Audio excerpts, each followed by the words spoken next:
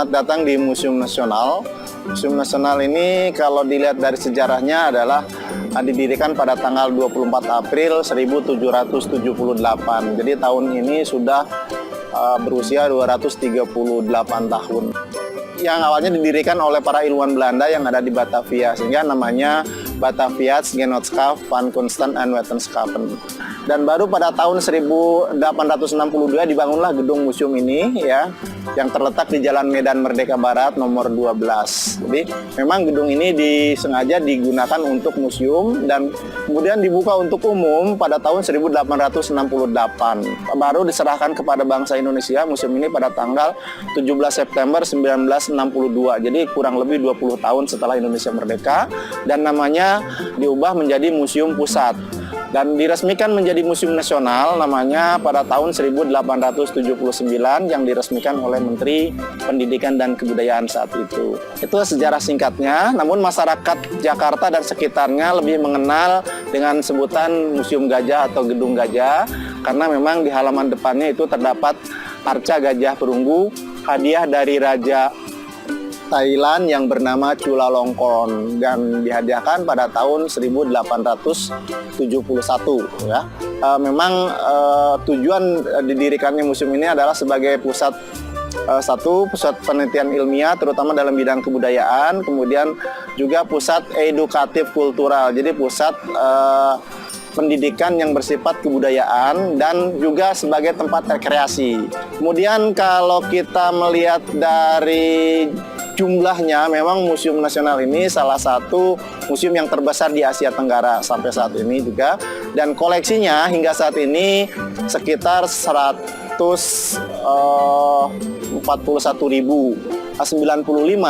atas inisiatif dari Menteri Pendidikan dan Kebudayaan yang waktu itu adalah Profesor Dr. Wardiman Tionegoro.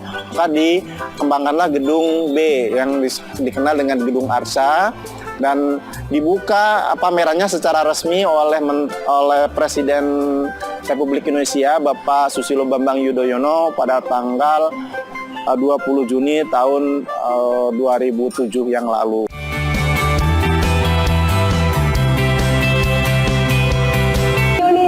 Kelas berapa ini? Kelas 5. Kelas 5. Ini Bio udah gak sabar Mbak Disti mau ngeliat. Oh, ini nih, mulai dari ruangan ini nih apa nih Mbak Disti? Ini yang jelas ini ruangan arca atau disebut dengan ruang rotunda.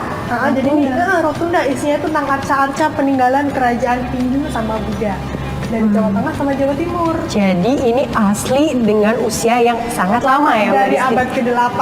Yang arca-arca di sini boleh dipegang? Arca di sini nggak boleh dipegang sayang. Soalnya kan usianya udah tua banget ya, udah dari abad ke-8. Yang kedua yang paling penting tangan kita kan suka keringetan tuh. Keringet rasanya apa? Rasanya gimana? Asin gitu ya. Nah, asin itu bisa zat garam kan, berarti ada zat garamnya. Kalau menyentuh koleksi, zat garam bisa merusak koleksi. Oh gitu. Memang ini nggak boleh dipegang. Jadi dipegang pun tidak boleh. Oh, aku mau ngelihat benda-benda yang di sini nih. Oke. Arca pertama yang kami lihat adalah Ganesha. Di dalam agama Hindu, Ganesha termasuk salah satu dewa yang paling populer. Ganesha adalah dewa berkepala gajah. Ganesha merupakan dewa ilmu pengetahuan. Ciri utama Ganesha adalah memiliki belalai yang sedang mengisap isi mangkuk dalam genggaman tangan depannya. Isi mangkuk itu diibaratkan pengetahuan yang tidak pernah habis.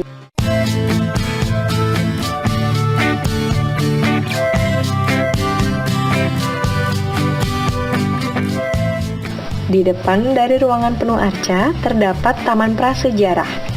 Di tengah-tengahnya ada sapi yang terlihat cukup berisi, dan di sepanjang pinggiran taman kembali tersedia berbagai arca dengan berbagai macam bentuk dan ukuran yang memiliki filosofinya masing-masing. Ini bagian outdoornya. Iya, ini bagus sekali, bagus banget ini kan. Ini biasanya buat spot foto anak-anak nih kalau main ke museum. Ada taman-tamannya juga kan? Ada tamannya juga, bener. Ini namanya Taman Nandi. Coba lihat Nandi itu apa? Nandi itu sapi, kendaraannya Dewa Siwa. Namanya Nandi. Salah satunya di situ ditempatkan khusus di situ di tengah. Nandi. Ini namanya Yoni. Yoni itu simbol perempuan. Ini kan simbol perempuan nih.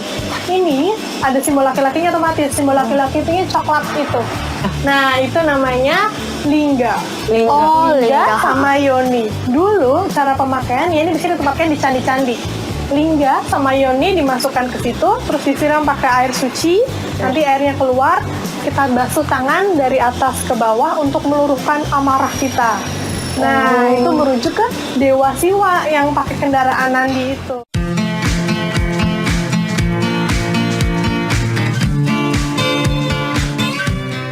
Di area taman dipamerkan koleksi batu dari berbagai bentuk yang mencerminkan masa megalitik. Oh iya teman-teman, tahu megalitik?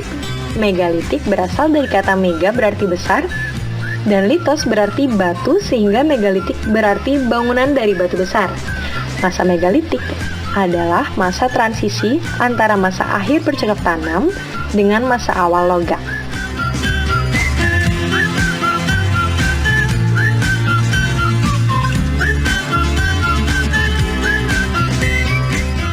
Masyarakat prasejarah percaya bahwa arwah nenek moyang akan senantiasa melindungi dan memberikan kesejahteraan bagi mereka yang ditinggalkan. Oleh karena itu, untuk menghormati orang yang sudah meninggal, biasanya didirikan bangunan dari batu besar yang berfungsi sebagai wadah dan lambang orang yang sudah meninggal.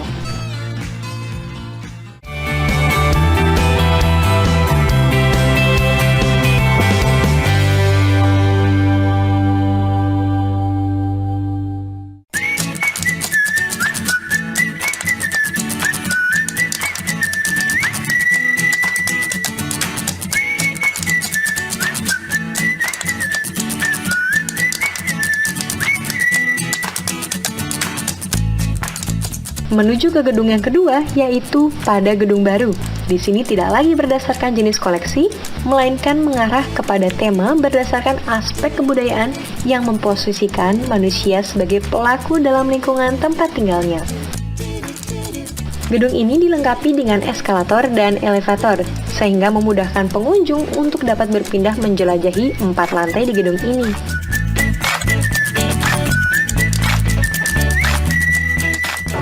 Wah, Mbak Disti, ini kayaknya suasananya lebih berbeda nih. Di ruangan ini apa, Mbak Disti? Kita ada di Gedung Baru Museum Nasional, ada 4 lantai. Kalau tadi kan kita cuma 1 lantai aja ya. Ini kita ada 4 lantai. Lantai pertama, lantai kedua, lantai ketiga, dan lantai keempat. Isinya tentang kerangka unsur-unsur kebudayaan. Wah, kalau tentang etnik-etnik yang ada di Indonesia, tapi per tema. Jadi kalau ada satu nih, Bioliat, itu ada manusia purba. Mereka lagi mencoba bekerja sama untuk bikin api, dan mereka belum punya rumah, mereka tinggalnya masih di alam bebas, ya kan? Iya. Terus nanti lantai kedua kita lihat prasasti, orangnya udah mulai pintar nulis. Lantai 3 mulai ada rumah-rumah adat. Lantai pertama diisi oleh tema manusia dan lingkungan, termasuk berbagai jenis manusia purba yang ditemukan di Indonesia. Dilengkapi dengan gambaran kehidupan real atau berdasarkan ilustrasi asli, museum ini mencoba menegaskan pentingnya Indonesia sebagai salah satu pusat kehidupan manusia pada masa lampau.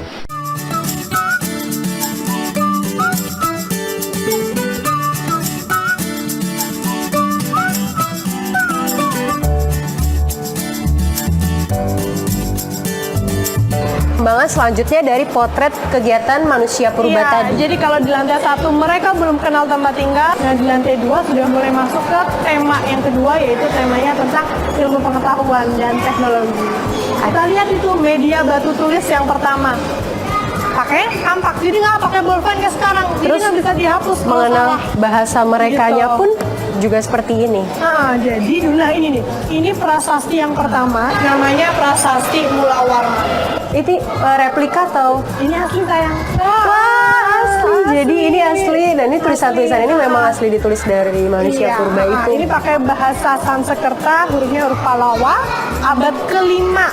Ini menceritakan tentang Raja Mula Warman dari Kerajaan Kutai sebagai the greatest king. Nah, mulai dari kakeknya Kudungga, ayahnya Aswawarman, sampai Raja Mula Warman itu sendiri. Dio, ini asli Dio. Semua yang ada di belakang itu prasasti semua. Semua menceritakan tentang hal-hal yang harus dipatuhi oleh masyarakat setempat. yang paling besar sebelah sana Prasasti Ciarutan itu replika. Aslinya ada di Bogor, Jawa Barat. Pakai apa gitu? Pakai kapak.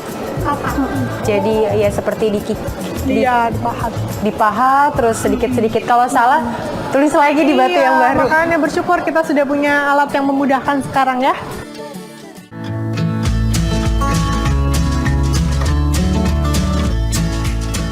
Lantai kedua di sini memperlihatkan kejayaan peradaban ilmu, pengetahuan, dan teknologi Indonesia di masa lalu. Terdapat beragam artefak yang menunjukkan inteligensi masyarakat Indonesia kuno, mulai dari prasasti sebagai bukti literasi kuno hingga senjata dan alat sehari-hari yang digunakan. Mbak Disti, ini apaan? Gede banget. Coba tebak ini apa? Ini bentuknya kayak drum, besar, Kayak bulat, meja. kayak meja. Ada tapi yang paling unik ada simbol kataknya di sini. Katak. Nah, biasanya kalau katak identik sama apa ya, Bio? Sama Elga? Air. Nama air. Jadi memang ini ditemukannya di Flores, Nusa Tenggara Timur. Fungsi utamanya itu buat memanggil hujan atau meminta air. Jadi komunikasi dengan alam sesuai kepercayaan. Iya, betul sekali. Jadi cara makainya, ini kita putar di sini nih, kita lingkarin ini terus kita drum sama-sama. Tapi masyarakat setempat ya yang pakai ya, bukan kita. Kalau kita nggak bakal keluar hujannya ya. Nah, kita drum, kita pukul sama-sama. Nanti kepercayaan mereka akhirnya datang. Tapi gitu. beneran datang. Kepercayaan setempat. Terus fungsi keduanya digunakan sebagai alat upacara, genderang perang, juga alat tukar.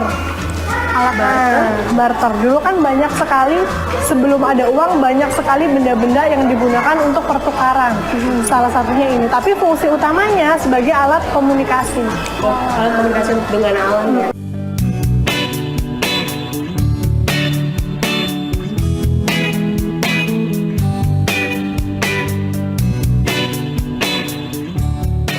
Sekarang kita ada di lantai 3. Tadi kan di lantai 2 udah lihat prasasti yang yang batu tulisnya, udah lihat alat transportasi juga, kapal. Yang di lantai 3 nanti kita akan lihat pola pemukiman sama organisasi sosial.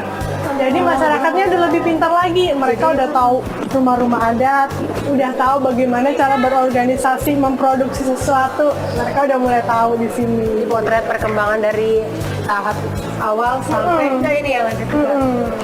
Yuk kita lihat yuk. Yuk.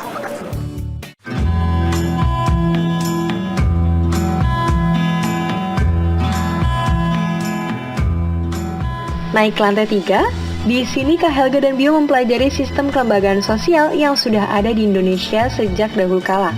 Mulai dari urusan pertanian hingga maritim yang telah membuktikan bahwa Nusantara mempunyai peradaban maju di eranya.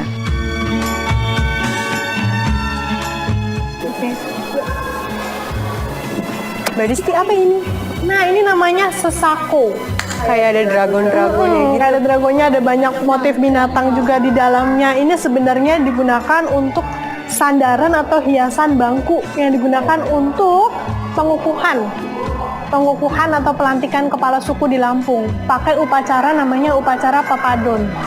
Gede banget ya. Jadi duduk bersimpuh tuh di sini, nanti dia dilantik jadi kepala suku. Nah, ini motif-motifnya kayak ada motif-motif Jawa yang mempengaruhi masyarakat Lampung pada saat itu.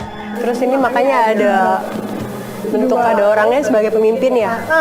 Terus ada lingkaran juga. Ada lingkaran juga, ini kayak simbol kekuasaan gitu. Ini diperkirakan abad ke-16 sampai abad ke-17 Masehi.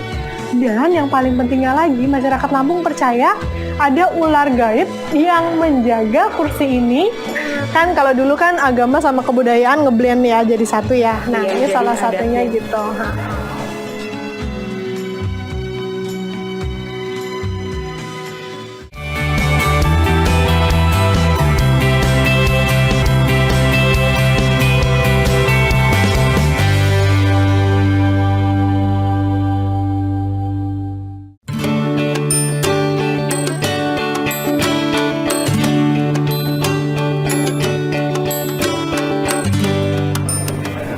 Nah teman-teman, ini kita ada di lantai selanjutnya, lantai 4 Mbak Disti. Sebagai pemandu museum, bawa kita ke sini. Ini ruangannya apa aja Mbak Disti? Ini namanya khasanah emas dan keramik sebenarnya. Jadi peradabannya sudah sangat ternyata jauh lebih baik dari lantai sebelumnya, 1, 2, dan 3. Nanti kita masuk ke dalam, kita lihat koleksi emas yang berasal dari kerajaan Hindu-Buddha sama Kesultanan Islam. Gitu. Jadi ada 2 gang di dalam, ada 2 pet di dalam. Yang pertama kerajaan, nanti yang pet kedua, nah itu ada singgasana kursi. Nah itu tentang emas-emas kesultanan yang diturunkan dari sultan ke anaknya turun-temurun, diwariskan. Jadi sebelumnya untuk lebih jelasnya kita masuk dulu, kita lihat seperti apa dan bagaimana kok koleksi emasnya bisa ada di Museum Nasional sih. Kok emasnya nggak diperjualbelikan, kok emasnya boleh dikoleksi, kenapa alasannya, pasti ada ya. Yuk kita masuk ke dalam. Yuk.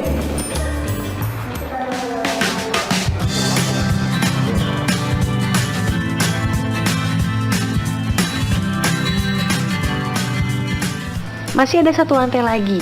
Lantai keempat ini berisikan koleksi emas dan keramik. Mulai dari berbagai emas sebagai aksesoris yang digunakan pada masa kerajaan Hindu-Buddha maupun kerajaan Islam di Indonesia, hingga beberapa benda kuno lainnya yang digunakan oleh kesultanan daerah. Ini deh, sebelah sini. Kesultanan berarti kerajaan Islam ya? Iya kan Indonesia itu punya lebih dari 17.000 pulau, tapi 5 pulau utamanya Kalimantan, Sulawesi, Maluku, Jawa, Sumatera, sama Papua. Cuma yang selain Papua itu masih punya sistem kerajaan. Masing-masing kerajaan itu ada hubungan diplomatik sama orang luar negeri. Nah ini salah satu benda-benda yang didapat dari hubungan diplomatik, hadiah, sama warisan turun-temurun. Ada mahkota, ini tempat pekinangan, buat gosok Minang dari Banten, kerisnya juga. Yang ini dari Madagaskar. Ini ditemukan semuanya dari abad 16 sampai 20 Masehi.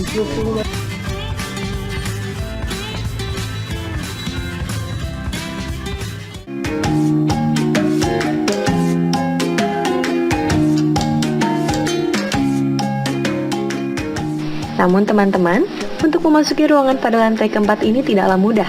Dipastikan harus izin dan didampingi oleh petugas. Hal ini demi menjaga kelestarian benda-benda agar tidak rusak ataupun hilang. Museum Nasional sebagai sebuah lembaga studi warisan budaya dan pusat informasi edukatif, kultural, dan rekreatif mempunyai kewajiban menyelamatkan dan melestarikan benda warisan budaya bangsa Indonesia. Nah ini kita masuk nih, Kak Disti mau kasih lihat koleksi yang emas yang paling masterpiece. Ini ada mangkuk Ramayana. Masterpiece sebagai bagian utama ya? Itu luar biasa sekali koleksinya, karena ini mangkuk sebenarnya Bio sama Kak mangkuk, tapi ada cerita tentang Ramayana Mahabharata, Indian story di masing-masing lekukannya.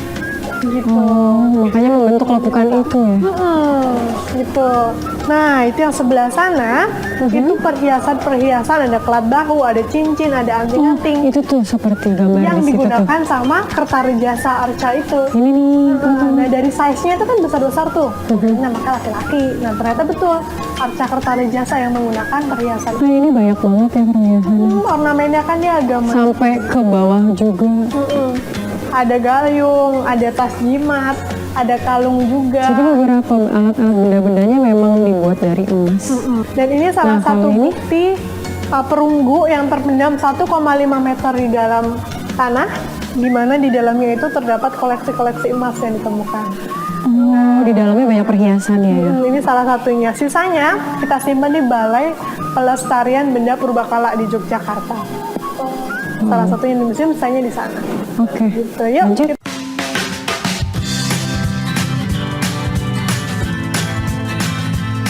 Hingga saat ini, koleksi yang dikelola berjumlah sekitar 141.900 benda.